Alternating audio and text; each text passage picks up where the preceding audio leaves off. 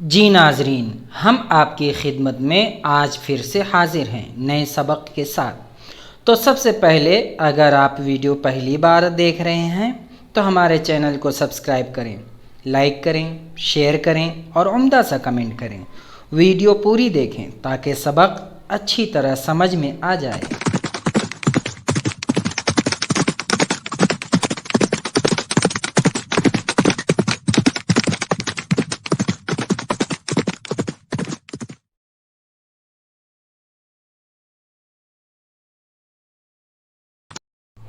जी मुशाहिदीन इकराम, अस्सलामु अलैकुम वरहमतुल्लाहि वबरकातुहू। तो आज हम लोग पढ़ेंगे व्हाई आर पार्टिसिपल्स इम्पोर्टेंट, के पार्टिसिपल ज़रूरी क्यों हैं। तो सबसे पहली बात यह है कि अगर कोई लर्निंग लाइन में है, कोई टीचिंग कराता है इंग्लिश लैंग्वेज का, तो इसलिए भी ज़रूरी है क्योंकि ये एडजेक्टिव, वर्ब टेंस और पैसिव वॉइस में यूज़ होता है और ये बुनियादी ज़रूरत है। और दूसरी बात यह है कि if you are a native English, और अगर आप है ना मादरी ज़ुबान आपकी इंग्लिश है तो भी ज़रूरी है, इसलिए कि पार्टिसिपल के बिना कोई काम नहीं चलेगा।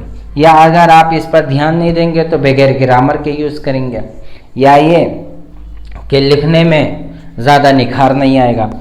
और what's more interesting in this participle can provide some worthwhile benefits, इसके अलावा भी कई फ़ायदे हैं पार्टिसिपल के। विद डेट इन माइंड, ये याद रखो कि here are two good reason to think about participles are little more than you write you have done previously, कि दो वजहों से पार्टिसिपल की अहमियत ज़्यादा है और जितना आपने पढ़ा है उससे भी कहीं ज़्यादा है। वो क्या है?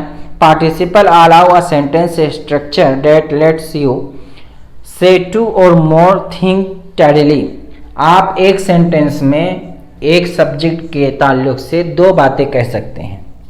एक बात, participle can be used to create a sentence structure that allows you to say two or more things about your subject.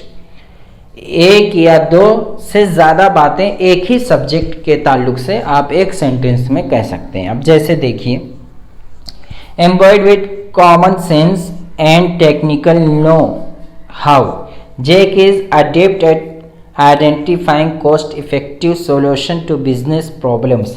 आम फहम और तकनीकी जानकारी के साथ जैक कारोबारी मसाइल के मौसर हल की निशानदही करने में माहिर है। तो देखिए, अब जैक के बारे में दो बातें कही गई हैं, है ना। सबसे पहली बात ये कि उसको तकनीकी मालूमात है, दूसरी बात ये कि कारोबारी मसाइल के भी बारे में मालूमात है ना। तो ये this example feature a past participle bold in a participle phrase shaded. तो पार्टिसिपल जो है वो बोल्ड किया हुआ है और बकिया जो पार्टिसिपल फ्रेज है उसको हाईलाइटेड किया गया है, आप गौर कर सकते हैं। अब दूसरी मिसाल देखिए, demonstrating level headedness in all business deadline dealings, relations actively and engage cooperative when in disagreement. तमाम कारोबारी मामलात में लेवल सर का मुजाहरा करते हुए जिलफाल तौर पे, यानी बहुत अच्छी तरीके से सुनता है और इख्तिलाफ की सूरत में मुनासिब तरीके से उसमें मेहनत करता, मशगूल रहता है। This example feature a present participle bold in a participle phrase shaded. तो इसमें भी वही है कि पार्टिसिपल जो है वो बोल्ड है और फ्रेजेस जो हैं वो हाईलाइटेड किए गए हैं, वो आप देख सकते हैं। This participle phrase up front structure is a particular useful when writing personal appraisals. जब हम किसी के बारे में मालूमात लिखते हैं, किसी की ज़ाती मालूमात लिखते हैं, तो उसमें ये ज़्यादा काम आता है। It allows you to show home in an extra observation about your subject in a single sentence. और इसमें ये दिखाता है कि सब्जेक्ट के बारे में आपको कई मालूमात देनी है, वो भी एक ही सेंटेंस में, तो इसका यूज़ होता है ना। रीज़न टू क्या है? रीज़न टू ये है कि पार्टिसिपल को यूज़ करने के दो रीज़न हैं, है ना, जिसमें से एक क्या है, पार्टिसिपल की अहमियत के दो रीज़न हैं, है ना, इम्पोर्टेंट के दो रीज़न हैं। तो जिसमें से दूसरा reason passive sentences have some great benefit. Passive sentences में पार्टिसिपल यूज़ होता है और पैसिव सेंटेंसेस का बहुत इंपॉर्टेंट है इंग्लिश लैंग्वेज में।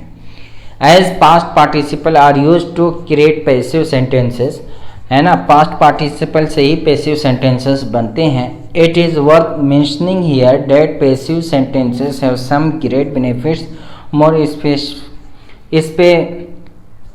Specifically passive sentences are useful to.